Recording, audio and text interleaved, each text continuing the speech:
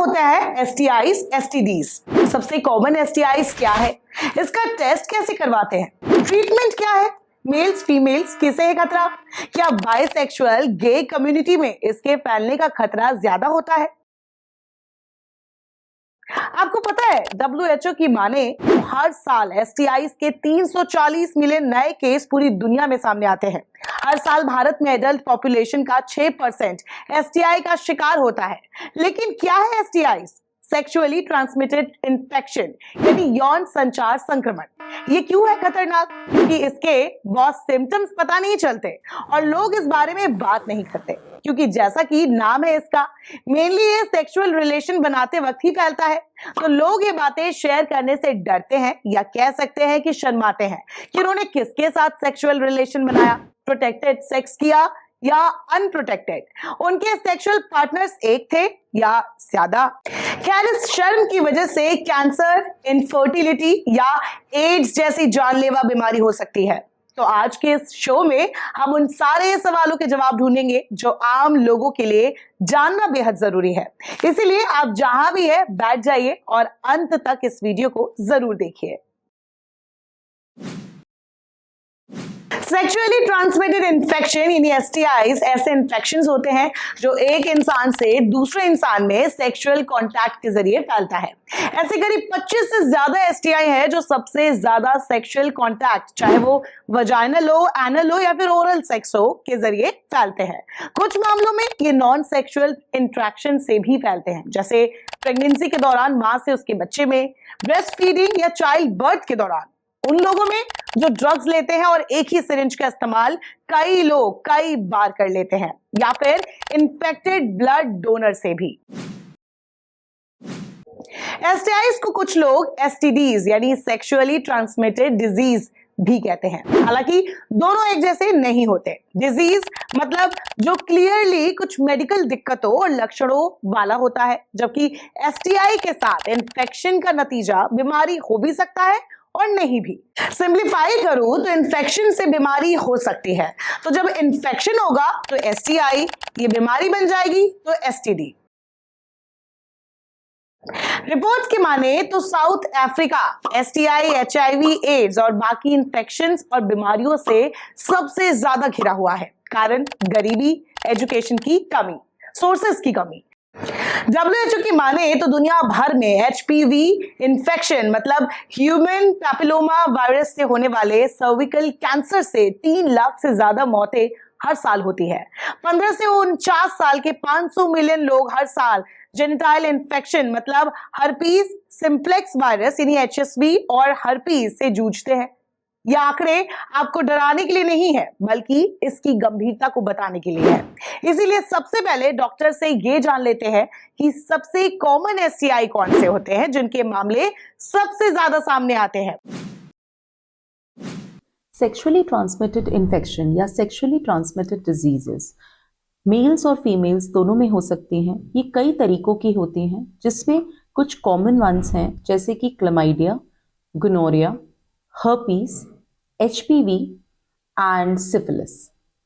और इनके कुछ सिम्टम्स होते हैं जो कि अलग हैं मेल्स और फीमेल्स में, और ये क्या अफेक्ट करती हैं वो भी डिफरेंट होता है। ये मेल को अलग तरीके से अफेक्ट करती है और फीमेल को अलग तरीके से।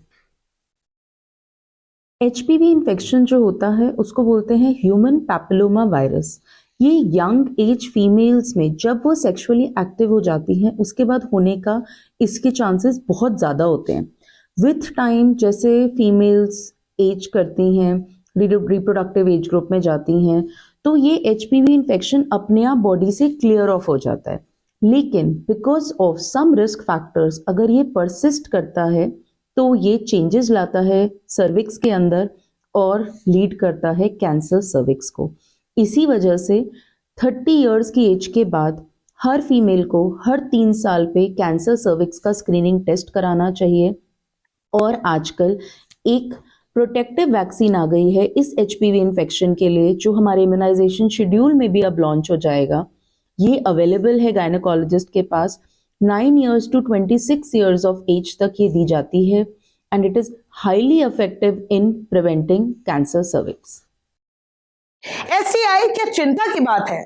जी हाँ, क्योंकि अगर इसका इलाज ना हो तो बड़ी हेल्थ प्रॉब्लम हो सकती है, जैसे cervical cancer, liver disease, pelvic inflammatory disease जिसे कि पीआईडी भी कहते हैं। इसके अलावा इनफर्टिलिटी यानी कि बांझपन तक की प्रॉब्लम हो सकती है।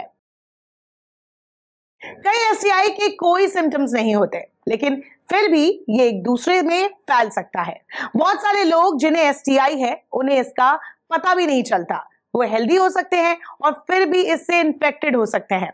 किसी को सिर्फ देखकर ये बताना पॉसिबल नहीं है कि उसे एसटीआई है। श्योर होने के लिए सिर्फ एक तरीका है, वो है टेस्ट करवाना। कोई भी यंग मेल और फीमेल अगर सेक्सुअली एक्टिव है तो उसको अपनी STI screening, sexually transmitted infection या सेक्सुअली ट्रांसमिटेड डिजीज की स्क्रीनिंग और टेस्ट जरूर कराने चाहिए। इसमें सबसे पहले डॉक्टर आपकी हिस्ट्री लेता है और आपका फिजिकल एग्जामिनेशन भी होता है। उसके अलावा कुछ ब्लड टेस्ट होते हैं, कुछ यूरिन के टेस्ट होते हैं, कुछ सीरम टेस्ट होते हैं, सर्वाइकल या वजाइनल स्वैब टेस्ट होता है। एंड ये कुछ तरीके के टेस्ट हैं जिससे हम डिटेक्ट कर सकते हैं कि कोई एसटीआई या एसटीडी तो नहीं है।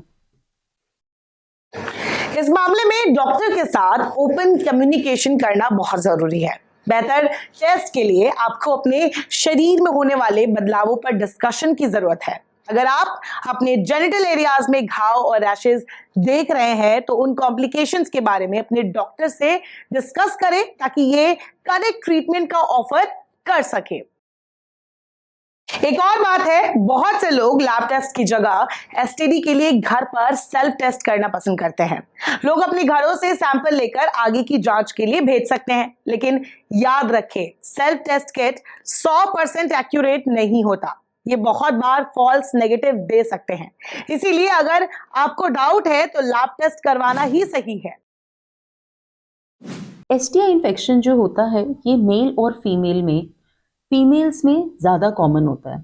इसका रीज़न ये है कि जो अनाटमी है मेल और फीमेल की उसका चेंज, फीमेल्स का इंटरनल लाइनिंग जो वजाइना होती है, पहली बात वजाइना इज एक्सटर्नली एक्सपोज्ड और ये वजाइना की जो लाइनिंग है ये बहुत ही थिन म्यूकस मेम्ब्रेन होती है। इस वजह से किसी भी तरीके का अगर इन्फेक्शन एक फीमेल कॉन्ट्रैक्ट करती है वो वजाइना के थ्रू सर्विक्स में जा सकता है, वहां से यूट्रस में जा सकता है, यूट्रस से ट्यूब्स में जा सकता है और फिर ओवरी में जाने के बाद वो पूरी एब्डोमिनल कैविटी में फैल सकता है। अगर ब्लड के थ्रू इन्फेक्शन कॉन्ट्रैक्ट होता है तो वो भी पूरी बॉडी में जा सकता है। तो ये एक मेन रीजन होता है कि फीमेल के अंदर इन्फेक्शन होने का चांस ज्यादा है कंपेयर टू मेल्स के। मेल्स में क्या होता है कि जो मेल यूरेथ्रा होता है वो अराउंड 15 टू 20 सेंटीमीटर होता है, बजाय कि फीमेल यूरेथ्रा जो कि सिर्फ 4 सेंटीमीटर होता है। इसके कारणवश यूटीआई, यूरिनरी ट्रैक्ट इन्फेक्शन भी फीमेल्स में ज्यादा कॉमन है कंपेयर टू मेल्स के। एसटीआई ज्यादा डेंजरस है फीमेल्स के लिए क्योंकि जब अगर किसी फीमेल को एसटीआई या एसटीडी हुआ होता है, सिम्टम्स वो निग्लेक्ट कर देती है, तो जैसा कि मैंने बताया ये इन्फेक्शन असेंड करता है। These are kind of ascending infections जो वजाइना से यूट्रस में जाते हैं, फिर ट्यूब्स में जाते हैं और फिर ओवरी में जाते हैं। इसकी वजह से फैलोपियन ट्यूब्स जो होती हैं, जो 2 ट्यूब्स होती हैं यूट्रस की, उनके अंदर इन्फेक्शन होने के कारण चेंजेस आ जाते हैं, chronic changes, and later on they can even lead to infertility. इस वजह से अगर आपको कभी भी इस तरीके कुछ कोई सिम्टम्स आ रहे हैं एसटीआई के तो प्लीज अपना ट्रीटमेंट जरूर कराएं, क्योंकि आज नहीं पता वो क्या चेंज ला रहा होगा, लेकिन जब आप प्लान करोगे कुछ सालों बाद प्रेगनेंसी, ट्यूब्स अगर अफेक्ट हो गई होंगी तो they can not be treated. आपको पता है वजाइना पीनस के कंपैरिजन में बहुत सारे बैक्टीरिया और वायरस को मॉइस्ट करने वाला एनवायरनमेंट देता है जो उनके पनपने के लिए बेहतर होता है। लेकिन इसका मतलब ये नहीं कि आदमियों में एसटीडीज का खतरा कम हो जाता है। जब मेल्स फीमेल्स में एसटीडी की बात चल रही है तो ये भी जान लेते हैं कि मेल्स और फीमेल्स में एसटीडीज के क्या लक्षण होते हैं। मेल्स के अंदर क्योंकि ये कम अफेक्ट करता है, दैट इज द रीजन कि उतना आगे जाके कोई प्रॉब्लम नहीं आती है। सिम्टम्स जो होते हैं, मेल के सिम्टम्स बेसिकली क्या होते हैं? यूरेथ्राइटिस, अगर यूरिन करते टाइम पेन होना, किसी तरीके का डिस्चार्ज आना, इचिंग होना या फिर फीवर आ जाना, ये सिम्टम्स हैं। फीमेल्स के अंदर if you are having foul smelling discharge के अंदर स्मेल आ रही है, डिस्चार्ज बढ़ गया है, कोपियस हो गया है, डिस्चार्ज का कलर चेंज हो गया है, कर्डी थिक आ रहा है या फिर ग्रीनिश कलर आ रहा है, येलोइश या रेडिश चेंज हो गया, डिस्चार्ज के कलर में चेंजेस आ रहे हैं, डिस्चार्ज की कंसिस्टेंसी, डिस्चार्ज के अमाउंट में, इचिंग हो रही है वजाइना में, पेन हो रहा है यूरिन करते टाइम, ये कुछ सिम्टम्स हैं जो कि एसटीआई फीमेल्स में होते हैं। अगर आप किसी भी तरीके के सिम्टम कॉन्ट्रैक्ट कर रहे हैं, प्लीज दिखाएं डॉक्टर को। अब एक और सवाल है कि क्या एसटीडी गे और बायसेक्सुअल आदमियों में ज्यादा फैलता है? यूएसए की हेल्थ ऑर्गेनाइजेशन यानी कि सीडीसी के मुताबिक गे और बायसेक्सुअल में सिफिलिस के मामले बढ़े हैं। 2014 की रिपोर्ट के मुताबिक गे, बायसेक्सुअल और बाकी मेल्स जो दूसरे मेल्स के साथ संबंध बना रहे थे, उनमें 83% तो सिफिलिस के शिकार हुए। सीडीसी के मुताबिक गे और बायसेक्सुअल में एसटीडी, खासकर की क्लाइमेडिया, गोनोरिया के इन्फेक्शन का खतरा सबसे ज्यादा होता है। यूएसए में एचपीवी तो सबसे कॉमन एसटीडी है जो गे और बायसेक्सुअल कम्युनिटी में फैलता है। इनमें एनल कैंसर का खतरा भी बढ़ जाता है, इसीलिए इस कम्युनिटी को सेक्सुअल रिलेशन बनाते वक्त थोड़ा खास ख्याल रखना चाहिए।